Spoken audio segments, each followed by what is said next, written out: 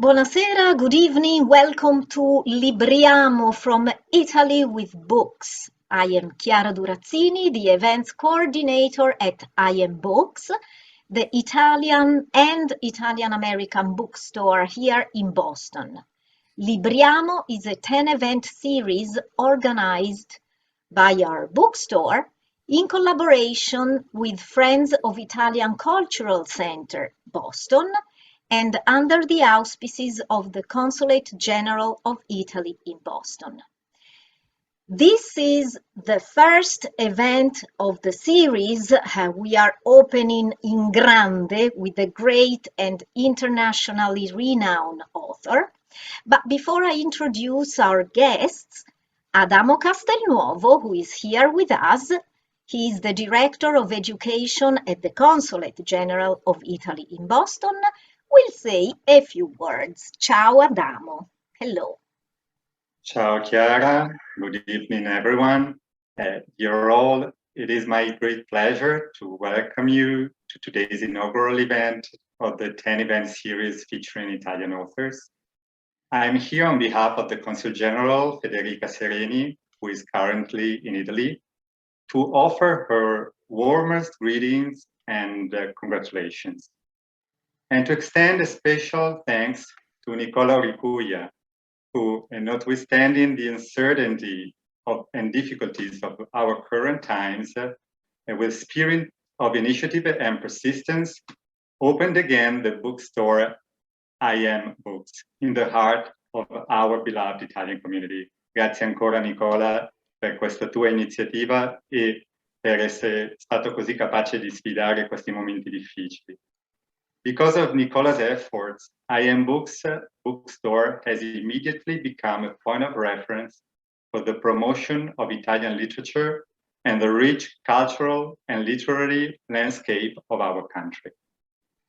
A heartfelt thanks goes to Chiara Durazzini for the dedication and passion that distinguish her and for her continuous efforts to the advancement of Italian culture within our community. Chiara and I have been working together for 3 years now, and grazie mille, Chiara, for all you have done. The presentation of the English version of Sandro Veronesi's successful novel, The Hummingbird, places Italian literature at the center of the most ambitious and highest cultural challenges to the dialectical confrontation between two languages and cultural identities. Last but not least, my deepest gratitude goes to Sandro Veronesi and Juan Milà, whose contributions elevate the long history of the cultural promotion of Italy in the United States, allowing the American public to deepen their knowledge and appreciation of our prestigious literature. Thank you again for your kindness and hospitality. A lot of work has been done to make this happen. I know that. Your tireless efforts launched the event series we are celebrating, giving us the opportunity to look forward to new ideas and projects. Sono molto felice, e anche a nome della Console, per questo primo passaggio che lancia I Am Books come centro di promozione culturale, perché in qualche modo riesce a lanciare ulteriore fermento di italianità all'interno della nostra bellissima città di Boston e della nostra circoscrizione. Happy 2022 to each and every one of you. Buon 2022 a ciascuno di voi. Buona continuazione. I give you the floor back to you, Chiara. Grazie. Grazie. Thank you so much. Thank you, Adamo Castelnuovo. You can now go in the audience, and so let's introduce our fabulous guests. Let's welcome two-time, not once, but twice, Premio Strega winner, author Sandro Veronesi. Sandro Veronesi is one of Italy's most acclaimed writers of literary fiction, as well as a poet, essayist, journalist, and playwright. He is the author of 9 novels, including Quiet Chaos, which was translated into 20 languages and won the Premio Strega, the Prix Femina, the Prix Méditerranée. Veronesi is only the second author in the Premio Strega's history to win the prize twice. And then we have here with us Juan Milà, who is executive editor of HarperVia, a new imprint at the Harper One Group dedicated to publishing international voices. Juan, who also acquires for HarperCollins Español, was previously an editor at Ediciones Salamandra in Spain. Benvenuti. Today, January 25th, il 25 gennaio, is the first day that we in the United States can buy and can read the English translation of Il Colibrì, which I actually read in Italian, but we have now the Hummingbird. So welcome everybody. The Hummingbird is an amazing novel, very touching. I think I cried at least a couple of times. So please, let's begin a conversation. I don't know if you, I think Sandro, would like to perhaps read an excerpt, un piccolo pezzo in English from your novel. Yes, thank you for inviting me first, and then thank you for being here and listening. I beg your pardon for my English. I break on through. I will try to read in English these 2 short pages from my novel, not the beginning, and then we'll say if I got it or not. I will pay attention not to make too many mistakes. The chapter has a title. The title is A Thread, a Wizard, 3 Cracks, 1992, 1995. I will read the very beginning of this chapter.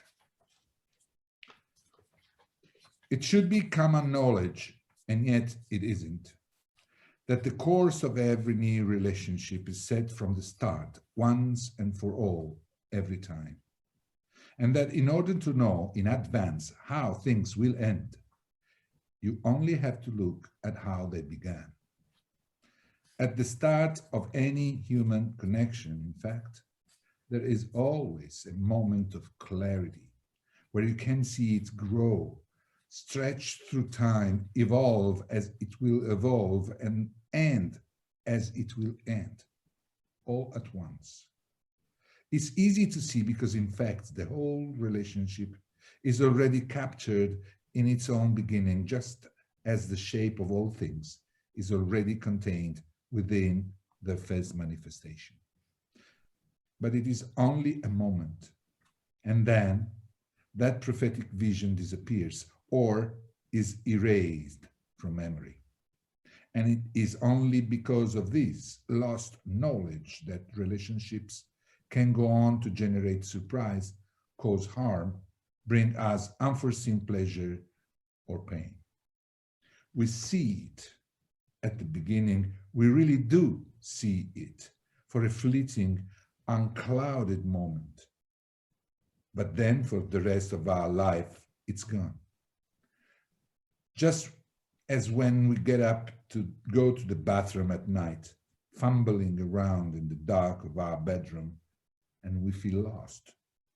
And we switch on the light for a split second, then switch it off straight away, and in that flash, we see the way, but only for the time it takes to relieve ourselves and get back to bed. The following night, we'll feel lost all over again. When his daughter's disorder first manifested itself around the time she was 3, Marco Carrera experienced that flash of clarity. He saw everything, but that vision was so unbearable, it had to do with his sister Irene, that he immediately erased it from his memory and went on living as though it had never happened. Perhaps psychoanalysis might have helped him recover it, but besieged as he was by its its disciples, Marco had developed an unconquerable aversion to its methods. Or so he said. A therapist, of course, would counter that his aversion was nothing more than a defense mechanism, a strategy he had adopted to justify erasing that vision. Nevertheless, the vision was immediately and permanently erased, never to resurface again. Not even after things went the way they were meant to go, the way Marco Carrera knew they would for a moment at the beginning, and then never again. The onset of the child's disorder coincided with the beginning of her relationship with her father, which up until that day had remained rather abstract. This was prompted by the child herself following what was probably the first autonomous decision of her life. It was on a bright August Sunday, as father and daughter were having breakfast in the kitchen in Bulgari and Marina was still dozing in bed, that Adele Carrera decided to announce there was a thread attached to her back. Despite her age, she was very clear in her description. There was a thread anchoring her to the nearest wall at all times. For some reason, no one but her could see it, which in turn meant she always had to be with her back against the wall so people wouldn't trip over it or get tangled up. And what happened? And what happens, asked Marco, when you can't be with your back against the wall? How do you manage then? Adele answered that in those situations, she had to be very careful. And if anyone walked behind her back and got tangled in her thread, she had to walk around them to free them. And then she showed him how. Marco kept asking questions. This thread at the back, did everyone have it? Or was just her? Just her. And didn't she think that was odd? Yes, it was odd. Odd that she had it, or that other people didn't. Odd that other people didn't. So how do you manage at home? He asked. How do you manage with mommy, with me? But Daddy, explained the child, you never walk behind my back. And so it was in that precise moment, faced with the revelation that he never walked behind his daughter's back, that Marco Carrera felt a shiver down his spine, and his relationship with his daughter started in earnest. And it was also in that precise moment that he saw, that he knew, that he got scared. And therefore, he immediately forgot that he saw, that he knew, and that he got scared. That's all. What a great passage you chose, Sandro, to introduce a conversation into the Hummingbird. Thank you. That was great. Beautifully read as well. And first of all, I can't think of a better occasion for any editor to have a conversation with a writer than to have it with someone like Sandro Veronesi, and especially if you're the editor of a relatively new imprint dedicated to publishing international novels in English in the US. So publishing a novel like The Hummingbird is like a dream come true, and being able to have a conversation with you, Sandro, on the day of its publication, finally, after many months of preparing this, is tremendously exciting. So thank you for agreeing to do this. Thank you for Chiara and for IAM Books to invite me to participate in this event as well. And thank you for the audience for being here. We will take questions, and we may ask them throughout the conversation at some point. So feel free to write them, I guess, in the chat section of the call. And having said that, let me just quickly acknowledge that the book is beautifully translated by Elena Pala, a translator based in the UK, who's relatively new to literary translation, and I think she has done a wonderful job, and we can talk a little bit more about that later if we want. But to start things, this is a story of a family. It's a family saga, and it's called the Hummingbird. Can you tell us why it's called the Hummingbird, Sandro? Well, it always was the title. It's new for me having the title at the very beginning.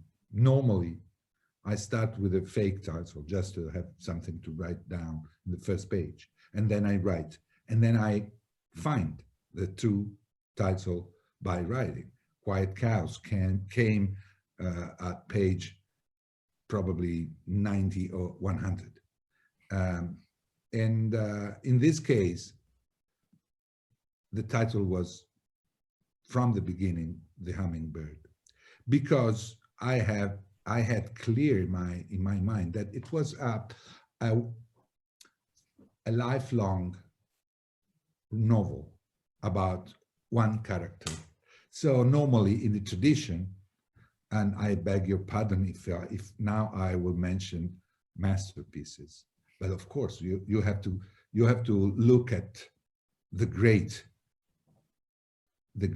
works. In the tradition, normally that kind of novels have as a title the name of the character: Martin Eden, Anna Karenina, or at least the nickname. And it was already decided when I started writing, that my character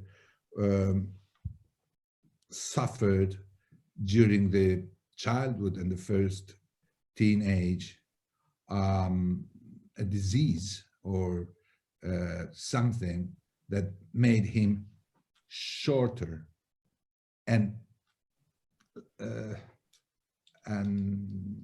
a sort of proportioned miniature of a child, of a teenager. That's the reason his mother called him the Hummingbird, because she wanted to see the good thing in this disease, because he has a grace, he was quick, he was going well in sports, but he was really shorter. And then with this experimental, because we are talking about the 70s of last century, it was not common use just like now, an experimental therapy of grew hormones. He joins the normal size of all other boys of his age. So he jumped in 1 year 12 or 14 centimeters. And then the hummingbird was gone. But it was a nickname, so the nickname remained, even if he wasn't anymore tiny or short. And in a second time, given that everybody knew him as the hummingbird, even if it was just the shape of something that happened years and years before,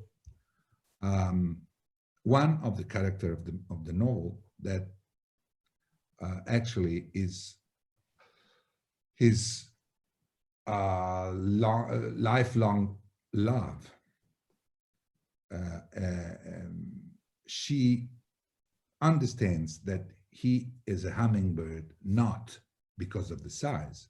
He is a hummingbird after a long life lived without staying together, even if they loved each other. He was a hummingbird because he spent all his energy to stay still. And this made it really difficult to stay beside him because people move. And this is the ultimate reason of the title of the book, because Marco Carrera is really a hummingbird. For the whole novel, all his energy is spent to try to stay still, to try to keep things and other people's lives, just he finds them. And of course, it's not successful. His effort is impossible to he cannot stop time and stop things, but his effort is a definition, a real definition of his whole life. And people, and especially those who are tied to him, at the same time admired and suffered this, just like a destiny. So this is the reason of the title, not only the reason of the nickname. I wanted to write the story of the life of this character. Right, this man, Marco Carrera, and his family. And Marco is an ophthalmologist, that's his profession. And I liked a recent review that described him as an ophthalmologist, and as dictated by the laws of literature, his tragedy is that he can't see what's coming at him. The issue of noticing things and seeing and understanding things and being able to pay attention to things is a recurring theme throughout the novel. Can you speak about that? But first of all, I want to tell you that there is a romantic, two romantic reasons for deciding that Marco Carrera was an ophthalmologist. The first one is that Yuri Zhivago is an ophthalmologist. It is said in a very short passage. He's the Dr. Zhivago, but he is an ophthalmologist. This is his discipline. And I personally, but Marco Carrera especially, loves a lot that novel. So he is influenced, as it happens, at a very, very early time of your life, when you are young. He is influenced even by this in choosing the discipline of his future job. The second romantic reason is that when I was young, and I was an architect, I was graduated as an architect, but I didn't want to be an architect. I wanted to write. I moved to Rome, and I started working, translating, following, knowing poets, living as a parasite, trying to get something. And I was writing, but I didn't, I wasn't yet a writer because I didn't publish anything. And I went out with friends that were something, actors or singers. And of course, it happened of being together with girls or new people. And it happened that they asked me about what I was doing. And I didn't want to say a writer if I had nothing to show published because it was sad. And so just to cut the conversation about my job, I told ophthalmologist. And this was just a sort of, you know, it's not so interesting. And if somebody wanted to ask me something about my job, I knew anything about that discipline. I started detecting something that were not very good in his eyes, blepharies or something else. So they changed item immediately. And this is the second romantic. And then, of course, it's not the first time I write about characters who don't see until the moment of the impact, because they see the projection they make, probably for love reasons or other reasons. So having an ophthalmologist for the first time, the guy who is supposed to have care of other people's sight, who didn't see things arriving towards him, it seemed to me definitely mandatory. And this is the literary reason.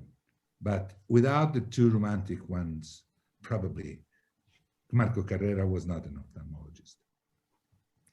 And also, Sandro, I noticed right away that in the novel you describe, and we readers learn about the life of Marco Carrera, made of you know, both happy and tragic episodes, but you don't do it chronologically. You go from one part of his life, maybe in the early 2000s, and then you go back, and then you go forward again. I found this very interesting. Is there a reason why you chose to do that? Yes, there is a precise reason. What I knew from the beginning was that the life of this guy contained a lot of sorrow.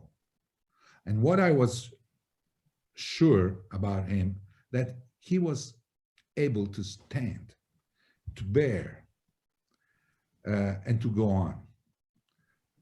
Even if he wasn't supposed to do this.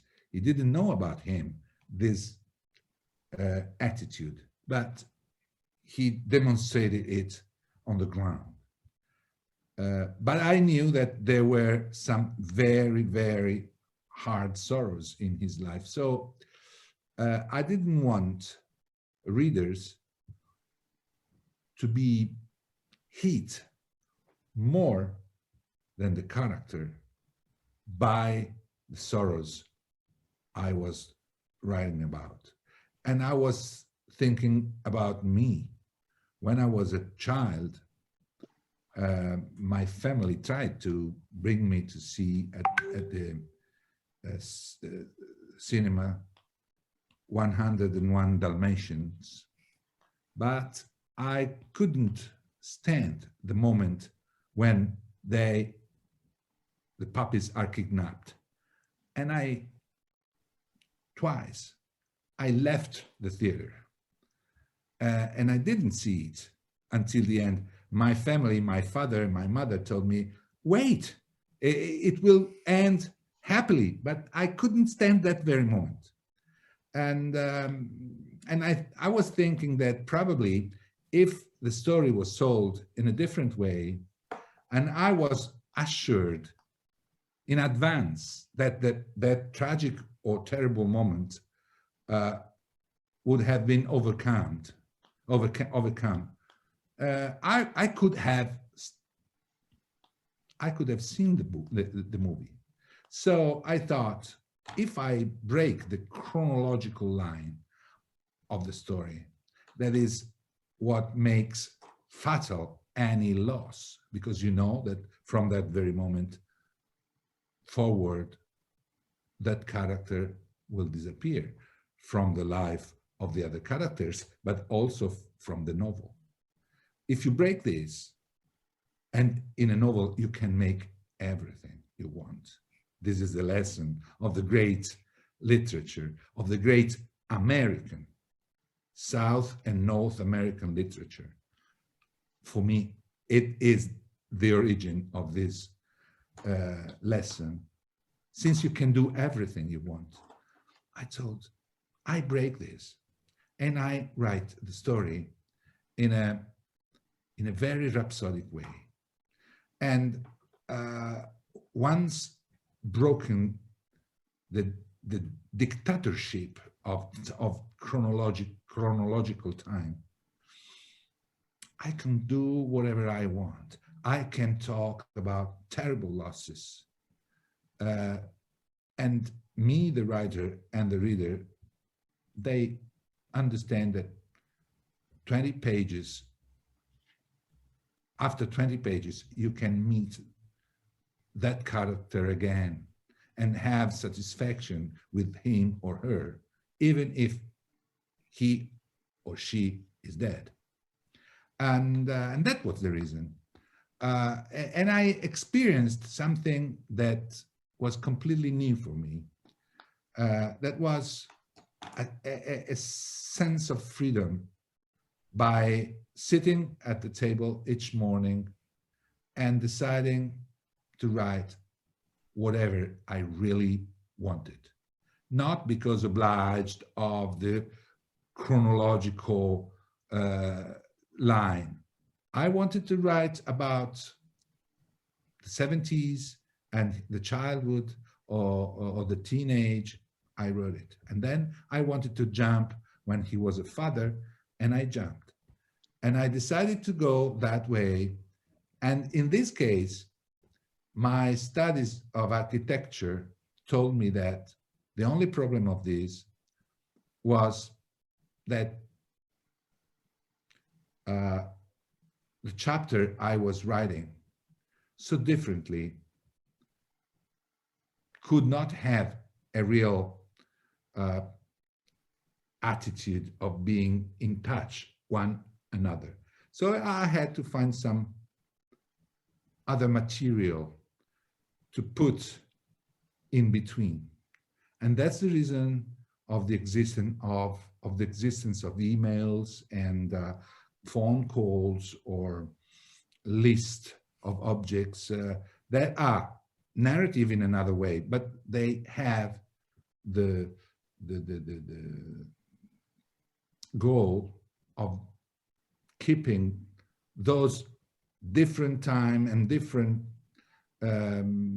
mood chapters in a distance, so that they can really be written and read in total autonomy. And this gave to me, for the first time, it is my 9th novel. It was not the first time, but it was the first time I felt a wonderful, really wonderful sensation of freedom. I was free from the dictatorship of time. That is something that I never realized that was oppressing me, just like many other authors, until the moment they realize that they can break, they can really oppose to this dictatorship a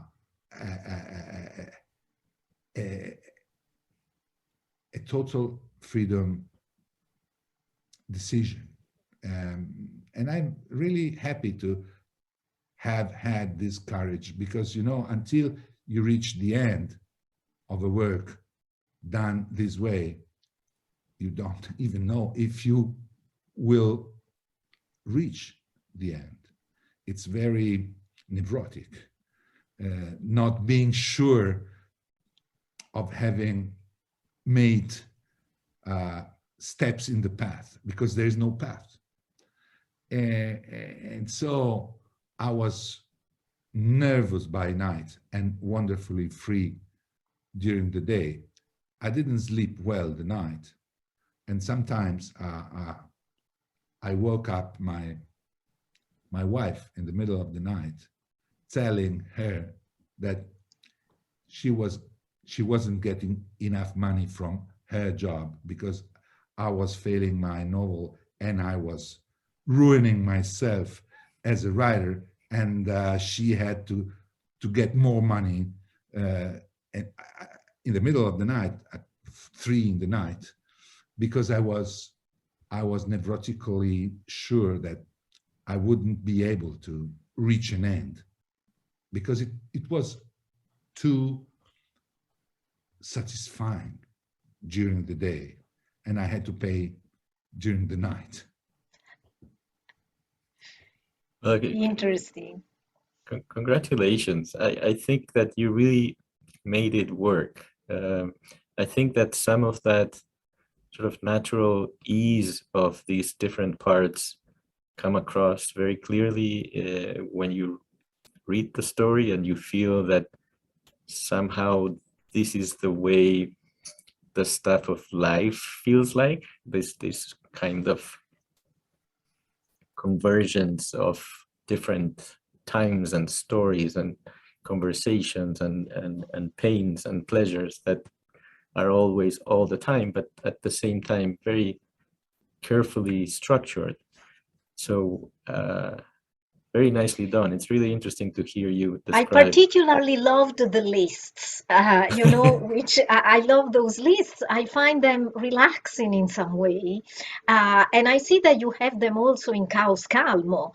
The airlines, the girls, the protagonist kissed. So, you know, but for sure they kind of put together the whole frame, the whole novel. Even the lists. Do you have a particular fixation with this elenchi?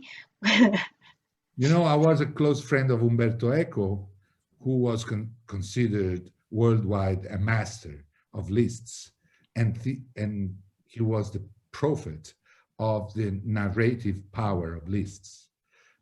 So, you know, it was since I was a young writer, I was practicing with this great narrative power of lists. I like, of course, making lists, but not in my life. I have no lists here around me. I just think that they are a very touching, a moving way of telling a story. For example, in this novel, there is the story of a family that is told through the list of the missing books of a collection of science fiction books of the father, since there are just 5 or 6 upon 900 of the collection that they are missing. Well, each time that there is a missing book, there is something great to tell of the family, tragedies or disasters, something really, really important. And this is something that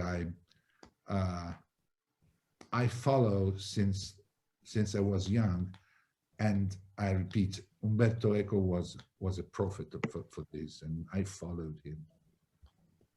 Yeah, I think it's very interesting what you do with this family's life by doing the inventory of, for example, the models that the father built.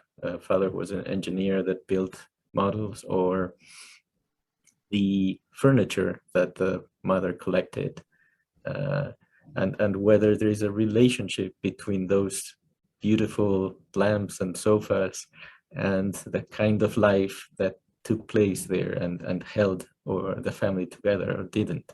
And as the family disintegrates and the main character writes this list to the brother that left the country to never come back, and kind of itemize this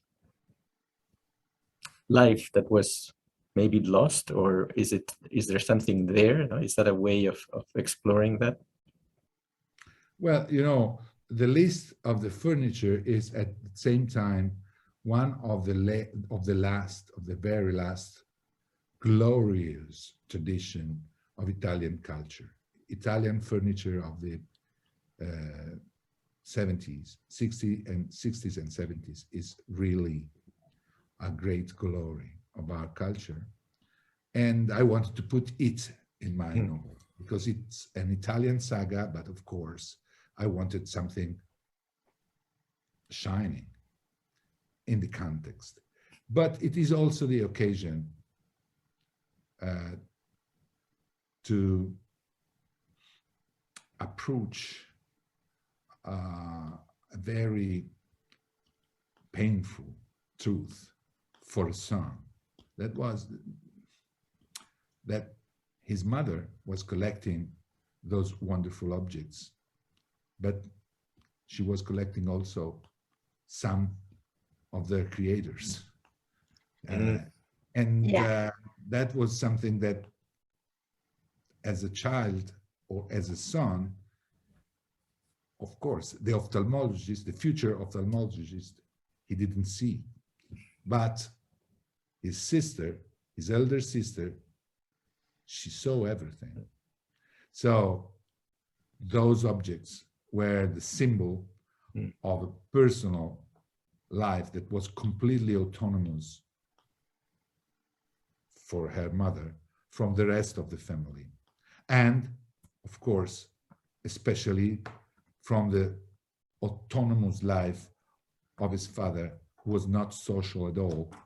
And it was to miniaturize, to recreate as a model someone else's architectures.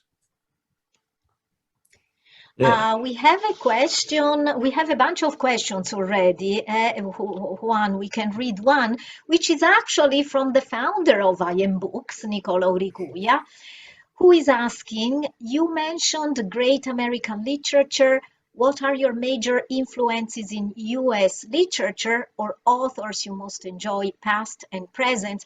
And I want to connect with this, saying that Ian McEwan wrote a masterly novel, a brilliantly conceived mosaic of love and tragedy. And in some way, and probably I'm mistaken, I don't want to say something silly, but when I read your work, I have a little bit of the feeling of Ian McEwan, kind of very light. Who do you like, or who do you like to read? Both American and European and Italian, I don't know. Do you have an idol? Of course, you mentioned Umberto Eco, but... Umberto Eco was a friend.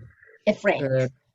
And I consider Ian McEwan as an elder brother, whose work I read in real time from the beginning. It is rare to have read all the books of someone else that you don't know, from the first on, once they were first published, the books. And particularly about that problem of breaking the chronological line, he wrote a masterpiece called Child in Time, where he makes exactly that. Because you have to bear a loss that is unbearable at page 24, because the main character goes to the supermarket, to the mall, to buy something, food, milk, with his daughter. And after hours of researches, he comes back without his daughter. And you are page 24, and you can't go on. And since this guy finds the way to go on, Of course, marriage breaks, and each of the two parents goes in different way, but they go. You have to go, you reader, you have to go with them. And how can you go on? Just like he and she go on. And there is this miracle of breaking the dictatorship of chronological time. And it's really magic, that novel. And it's called Child in Time. Time is mentioned. But talking about American masters, I really have a passion for 20th century American literature, starting from the very beginning, Melville, and through the whole century, Faulkner, Francis Scott Fitzgerald, John Fante, and go on until John Cheever, and the living ones, whom I have known in certain cases. I have the privilege of knowing, not, we cannot call them idols, but masters, or in any case, great writers. I have been inspired by Don DeLillo, Richard Ford, David Foster Wallace. I founded a publishing house in Italy just to publish the translation, the first translation in the world of Infinite Jest. And at the moment, I really like women, Louise Erdrich or Jennifer Egan, or I am now starting to read this Yana Chiara, but I'm really a sort of professor of myself with no students. I am professor and student of modern and contemporary American fiction and non-fiction literature. That, you know, in Europe, when I was 20, 21, 21st, 22nd, and I started developing my passion as a target, I wanted to be a writer. In Europe, they were discussing theoretically about, is it the novel dead? Is it worthwhile writing novels?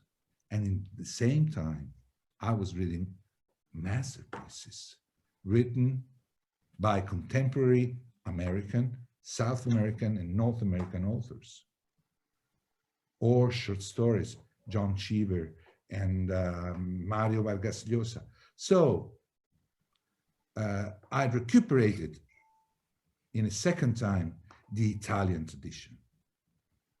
But at that very moment in my life, I was young, and all the masters I should have followed in my country, in my continent, Italy, France, Germany, they were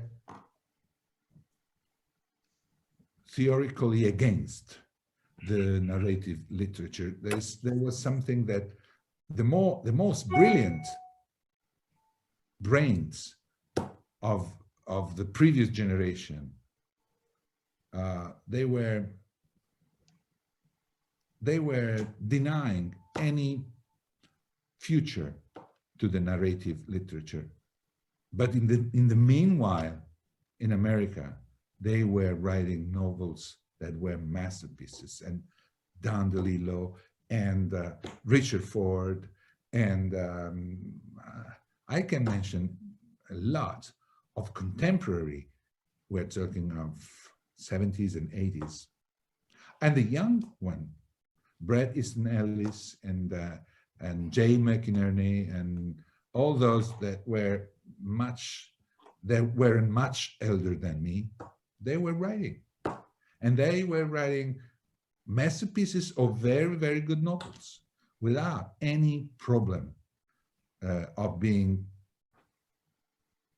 allowed to do that. They were allowed because they wanted to do that, and they were able to do that. So for this reason, I was really inspired, but also helped by Anglo-American tradition. In a second time, when my generation overcome this obstacle, I recuperated, of course, my own tradition, that is the tradition of my language, that is the tradition of my history. And of course, now in my personal pantheon of inspiration, there are, of course, a lot of great Italian authors. But I got them in a second time since, as I told you, I didn't study it. I studied architecture. So reading for me was just a pleasure, never a study. And of course, I knew that there was this obstacle. And that was the reason the best brains of the previous generation than mine, they didn't write novels.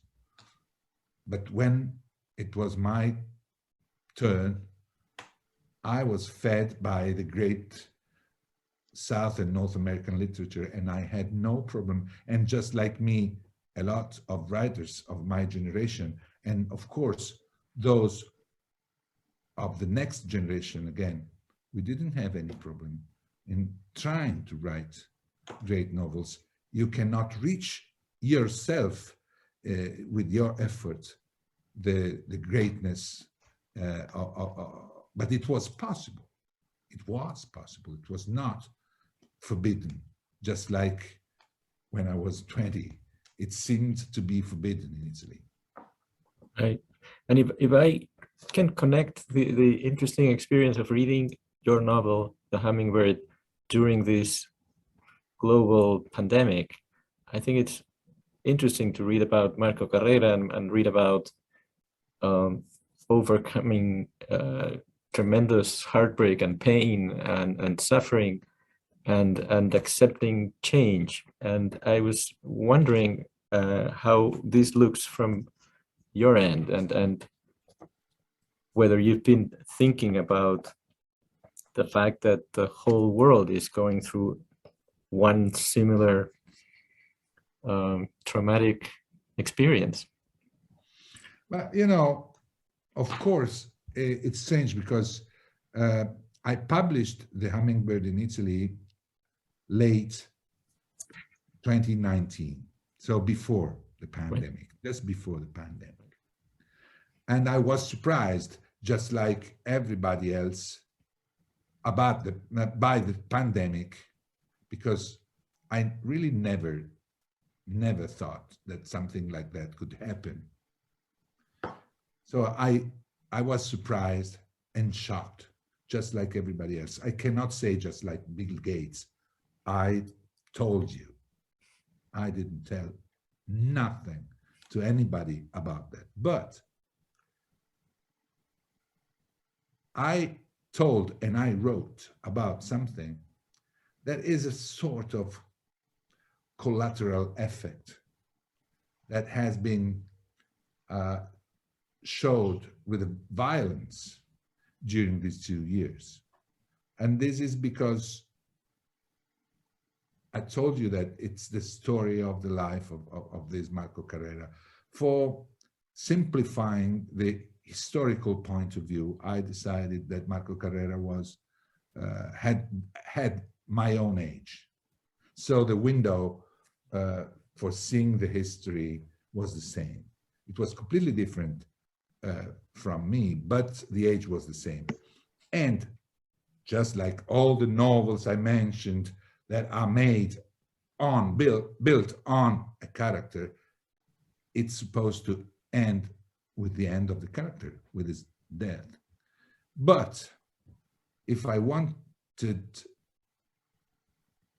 I mean, to give him a complete life, I couldn't kill him at the age I had in 2019, 60 or 60 years old. It is a tragedy, dying 60 years old. So I decided to do another very riskful thing, that was projecting the end of the novel in the future.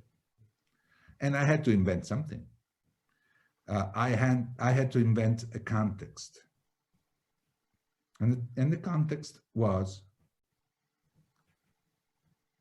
the struggle between the concept of freedom and the concept of truth.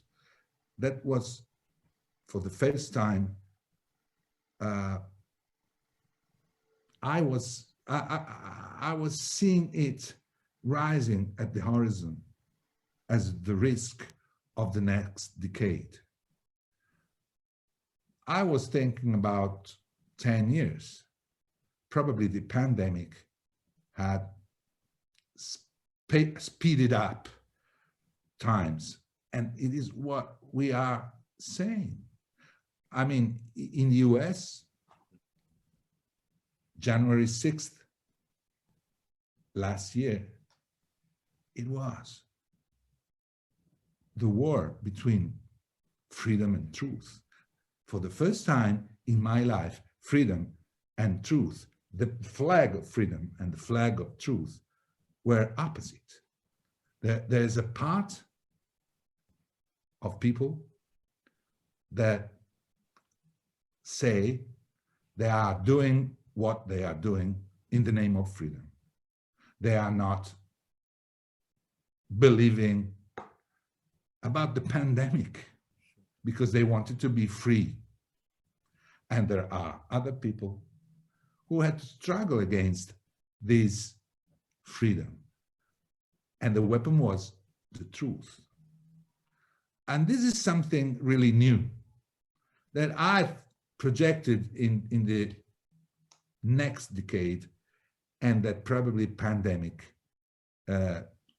because when I was writing, I thought that it was not something very close, that it could be an horizon, an acceptable invention of the future. Maybe the pandemic accelerated it. Starting at that, in that time. So in 1 year, each day, you had a representation, a dramatization of this struggle. That is painful for me, because it's just like seeing your mother and your father fighting, because freedom and truth, they have to be on the same side, not one against the other. This was what pandemic added to my novel, because of course, as I told you, I couldn't predict in any way something like this. But I was thinking that the tide was going through this risk. And of course, now it's a I don't know in US, but as I told you, it was clear last year, January 6th, for in all over the world.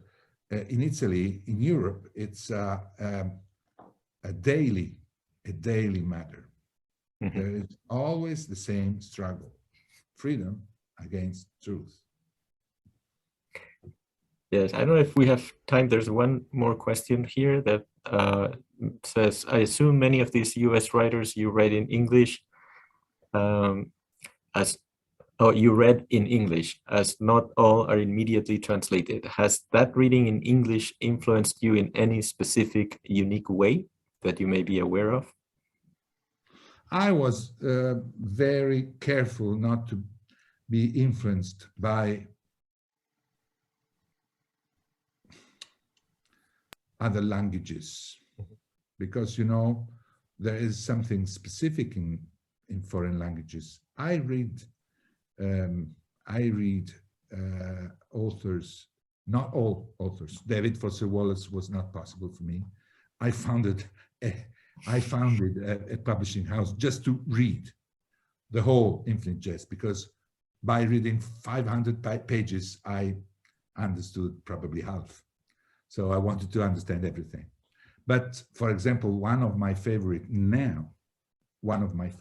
authors in contemporary US narrative fiction is Alan Gurganas. And I normally read Alan Gurganas in English. But I built my defenses against being inspired by the language of an English author. Just like I built my defenses against being inspired by the translation language that sometimes it's not exactly the language we should use in Italian. You know, what I learned, I translated also, not only written, but translated American authors. Hunter Thompson, Fear and Loathing in Las Vegas, I translated it. You know, what I understood is that, yes, to be a good translator, you have to know, well, the origin language, but you have to know better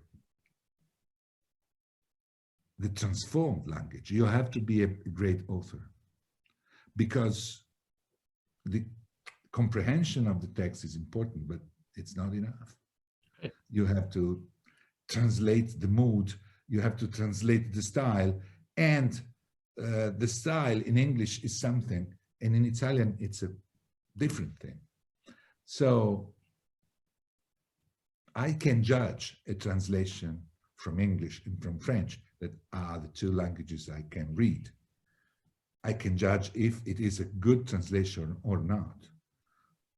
Not just because they understood everything and then translated everything in the right and proper way, but if it is or not a good piece of literature. And sometimes there is a difference that is not bearable between the original literary language and the final translation language that is perfect in technically, but the lost in translation is just literature. So I read a lot from English authors, but now I am experienced to let them out of my, let's say, creative process, because I am I. Of course, I have limits, and I know that I have limits. So all those I mentioned, they are greater than me. I can enjoy them. I can be fed and inspired to believe in writing, but I have to control. And now I can do this. When I was young, it was more difficult to control the impulse of following them in the style and in the language mood, because this is a disaster. It could be a disaster. Well, thank you, Sandro. We have a bunch of other comments and questions, but I don't think we have time to read them all. I would go on a gossipy, more of a gossipish issue, which is that I think that they're shooting the movie of the Hummingbird, right? Or they just finished? I'm not sure, but I will be very curious to see it. I know that Francesca Archibugi, who is I think from a Tuscan director, right? From Tuscany, like you, she's directing, and also there is Pierfrancesco Favino, who is interpreting Marco Carrera, right? So how do you feel about, and then we will close but I wanted to, know these things a little bit. How do you feel about having your books, because even Caos Calmo, Quiet Cows was made a movie about, you write about these fabulous characters, because Marco Carrera is a very interesting character, but the surrounding characters, especially Duccio Chilleri, are as much as fabulous as the protagonist. How do you feel about seeing the movie after you wrote, the work? Do you collaborate in any way with the? No? No, because thanks of my age, I had time when I was young to know all the old great Italian authors, among them Alberto Moravia. I worked with him in the literary magazine that he founded in the 50s, Nuovi Argomenti. So I had a relationship with him. I was very young. And he told me once something that he said publicly, but he told me personally, you don't have to write the screenplay of any of your books when they make a movie. You just have to go to the theater and see it. You have to sell it and not, because there are two different languages. At that time, I had written just one novel and nobody wanted to make a movie. But I kept this. And 10 years after, when for the first time there was the intention of making a movie from a novel of mine, The Force of the Past, I remembered that I had this lesson, this personal lesson. So they offered to me to write the screenplay. And I said, no, because Moravia doesn't want. But Moravia is dead, they told me. No, he's not dead. He told me this just for this moment. So I follow him. And at that moment, I had to accept losing some money because, writing the screenplay is money. And first time I went in the theater, as he told me to do, it was at the Venice Festival, because the movie went at the Venice Festival. And I saw Bruno Ganz acting with my dialogues. And I was shocked, really shocked, because it was the first time and I didn't participate in the process of the transformation. So I saw the transformation finished, just like Moravia told me to do. But after that, there were 3 other occasions. The Hummingbird is the 4th. And I was experienced. So I didn't participate in the screenplay because this is decided once for all, because of the reason Alberto Moravia told me. But even in Quiet Cows, I was touched but not shocked by seeing my words spread in images and in actors, dialogues and everything. It is a loss for me. That first shock was wonderful. But I have to say that now, once you have, it's just like a vaccine. Now you cannot be shocked anymore, just like that. Even if seeing Nanni Moretti or seeing great other actors, it's touching, it's moving, it's exciting, but not shocking. And I think I won't be shocked anymore, just like that very first time in Venice. Wow. Very, very interesting. Okay, so Juan, have you anything to add?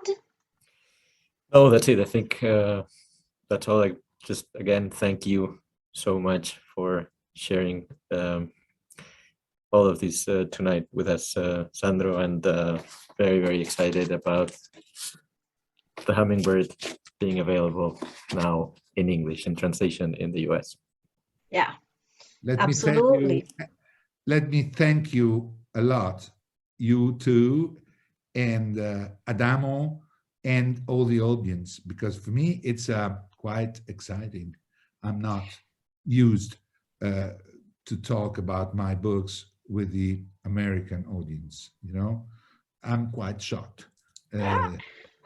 So wonderful. Thank Let's you. hope there are more occasions. Thanks again. Yes, and I will send you the chat so that you can read the comments, you can read some more questions. We had a wonderful audience, numerous audience. Sandro, good luck for your next project. I would love to ask you so many more questions, but we are out of time. So thank you again for participating. Thank you to the Consulate, thank you to Juan, and thank you to the Friends of Italian Cultural Center for allowing IM Books to have this wonderful event tonight. Please know that we will have more events coming up in the future, so please check our website. And we will hope that in the future we can have Sandro and Juan in person in Boston. Very shortly, hopefully. We cannot do this pandemic anymore. So many people are commenting. Thank you, Sandro. Arrivederci alla prossima volta. Thank you, Juan. And with this, we will close the webinar. Arrivederci. Ciao. Goodbye. Ciao, ciao.